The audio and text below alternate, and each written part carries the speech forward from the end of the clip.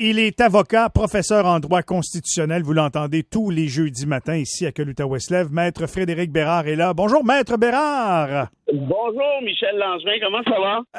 Sous le choc, j'ai lu un texte hier qui m'a choqué, qui m'a frappé, puis on va en parler dans quelques instants. Honnêtement, je me suis mis à penser à si ça m'arrive, si ça arrivait à quelqu'un que je connais, c'est incroyable. On va parler d'agression sexuelle dans quelques instants. Mais auparavant, je comprends pas, là. Il va falloir que tu m'expliques ce matin. Le premier ministre François Legault a dit il n'y a pas de racisme systémique au Québec, mais après ça, il se revire de bord puis il donne au Québec un ministre contre le racisme. Je comprends pas. C'est de toute beauté, hein? Il n'y a tellement pas de racisme systémique à combattre qu'on nomme un ministère, un ministre, en fait, qui techniquement va s'occuper de ça.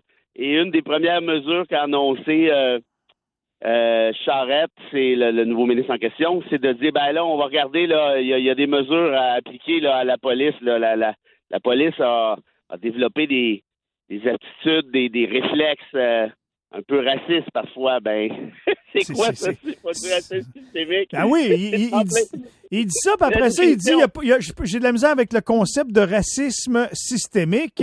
Honnêtement, je suis plus mélangé que je l'étais, là, sérieusement. Oui, ben en fait, non, ne te stresse pas avec ça. Moi, je te dis que tu vois clair, ça va, c'est qu'on essaie de t'embrouiller. Donc, garde le focus, laisse faire le reste, t'es à la bonne place. Parce que là, ce qu'ils sont en train d'essayer de nous faire croire, c'est que, non, mais ça, c'est des mots, c'est de la sémantique. Mais c'est pas des mots, c'est pas de la sémantique.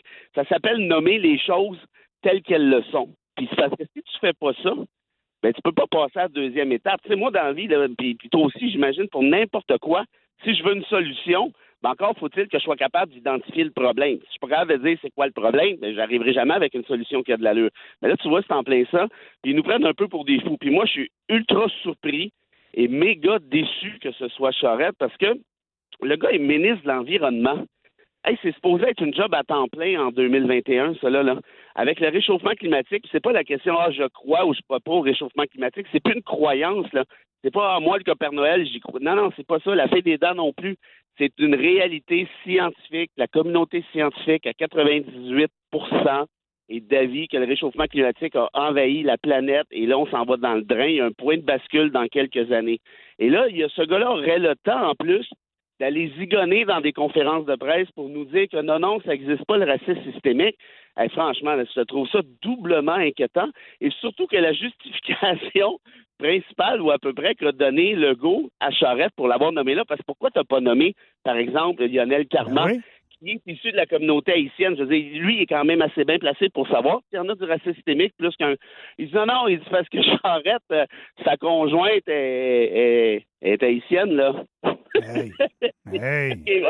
C'est quoi la prochaine affaire? Il est déjà allé dans le quartier chinois. Mais là, en plus, c'est même pas clair. C'est même pas clair. C'est-tu sa conjointe ou son ex-conjointe? Là, on n'est plus sûr non plus de l'histoire. Là. Ah, en plus, ça, je le savais pas, mais dans tous les cas, c'est quoi là, cette affaire-là? Là? Il a déjà mangé un shish taouk aussi, puis il a pas haï ça. De quoi tu me parles? C'est promené dans le quartier chinois, il trouvait que ça avait de l'allure. Mais c'est bien débile. Moi, tu vas me nommer à toi ministre de la condition féminine parce que ma fille a 19 ans. C'est quoi ces arguments de plouc? Et là, ça devient inquiétant parce que là, tu vois qu'il nous niaise tout simplement. Et la raison pourquoi il dit Carman, on peut pas le nommer, il est déjà occupé pas mal. OK, donc tu es en train de nous confirmer que Charette à l'environnement, il l'est pas. Mais si on le savait, là, tu lui demandais de rien faire. Mais encore, bref, ça pour dire qu'à mon sens, on frôle la catastrophe dans cette annonce-là, puis ça va être un gars qui va venir nous dire pendant X années que non, inquiétez-vous pas. Puis petite anecdote, Michel, j'ai fait quelques recherches. Quand il était député du Parti québécois, Charest avait fait une sortie pour dire qu'il y avait du racisme systémique au Québec. Il avait fait cette sortie-là à l'Assemblée nationale, imagine-toi donc.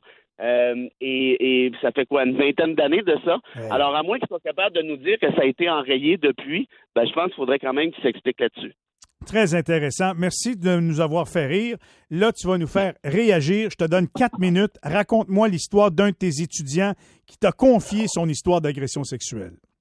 Écoute, c'est assez horrible, là, les oreilles sensibles. Je suis désolé ce matin, mais C'est dans un cours de droit administratif, qui est une branche du droit constitutionnel, on parlait du nouveau tribunal qui pourrait être créé en matière d'agression sexuelle, comme ça existe en Afrique du Sud. Et tout de suite après le cours, il m'envoie un long message. Bon, je regarde ça, et là, je réalise, wow, OK, attends, là, c'est sérieux, là, cette affaire-là. J'entre en contact avec lui, puis il me dit, écoutez, en gros, en novembre dernier, j'ai été agressé. Et il est membre de la communauté LBGTQ, donc les gays. Et j'ai été agressé par, bon, il me dit qui, mais évidemment, je ne le dirai pas, quelqu'un de connu. Et aussitôt que le gars retourne chez lui, j'ai un réflexe, on ne s'est pas protégé, on avait dû se protéger. Lui écrit un truc, il dit, est-ce que tu es safe, là, dans le jargon, en d'autres termes, est-ce que tu pas atteint de, est-ce que tu es propre, clean, comme vous voulez? Est-ce que tu as des maladies, etc., voilà, etc. Exact. Ouais.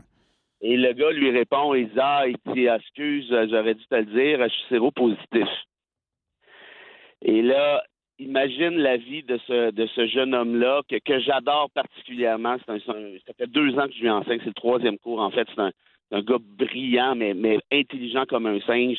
Je fais tirer des petits livres, des classiques de Camus et autres dans mon livre.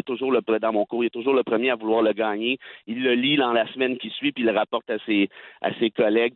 Tu vois le genre de gars adorable, vraiment brillant. Il y a tout ce gars-là. Il n'y a personne qui peut haïr, c'est impossible. Et là, il dit, ben là, ça n'a pas de bon sens, tu avais à me le dire. Le gars lui répond, non, mais inquiète-toi pas. Il dit, c'est indétectable, là. Il dit, c'est une charge virale très, très basse.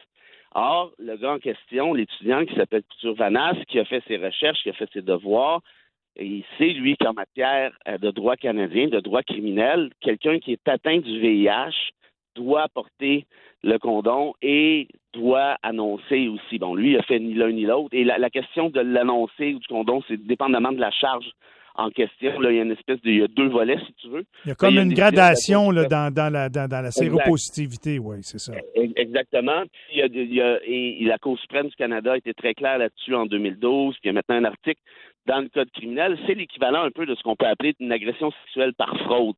Parce qu'on prend pour acquis que la personne avec le partenaire n'aurait jamais accepté la relation. Donc, en d'autres termes, même s'il avait quand même dit oui, ça compte pas. Tu peux pas consentir à ça. Si, évidemment, on cache la réalité, ce qui est arrivé ici.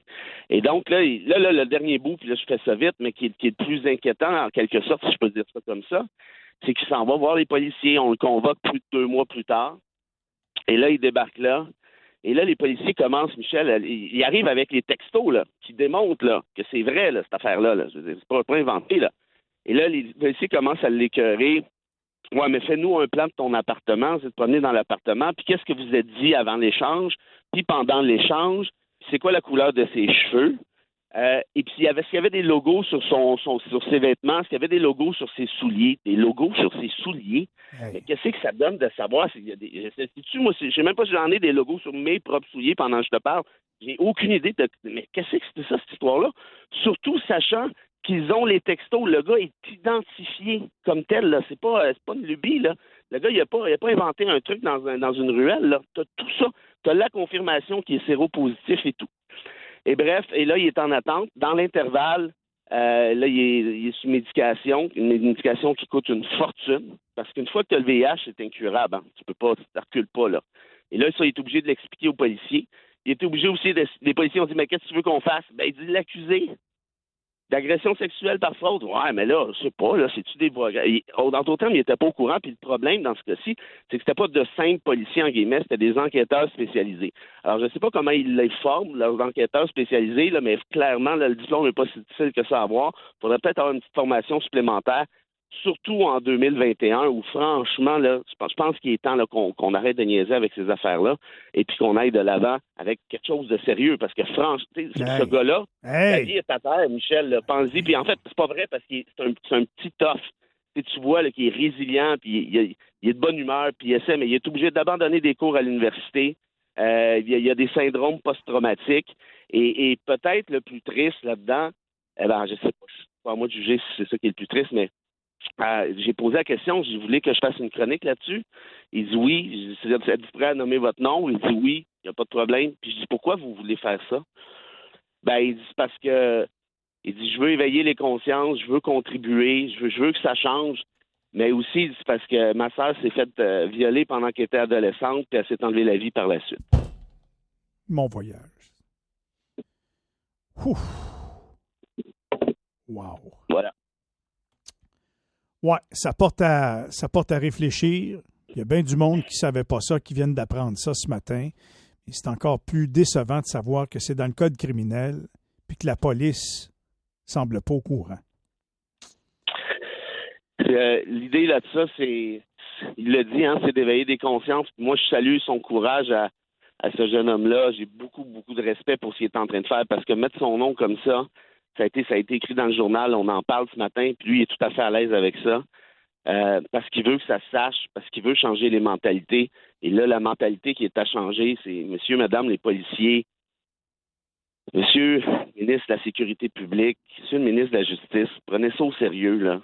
Il y a des vies en jeu, là, en quelque sorte. Puis pas juste des vies d'un point de vue physique, mais des vies d'un point de vue psychologique. Puis franchement, on est rendu à l'étape où il faut enrayer ça, ces fléaux-là. On a fait le tour, je pense. Merci de la réflexion, Frédéric, encore une fois ce matin. Merci, Michel. Prochaine fois, on parle des sénateurs, OK? N'importe quand, mon vieux. Merci beaucoup. Salut. Bye bye. Salut tout le monde. Au revoir. Maître Frédéric Bérard, avocat, professeur en droit constitutionnel.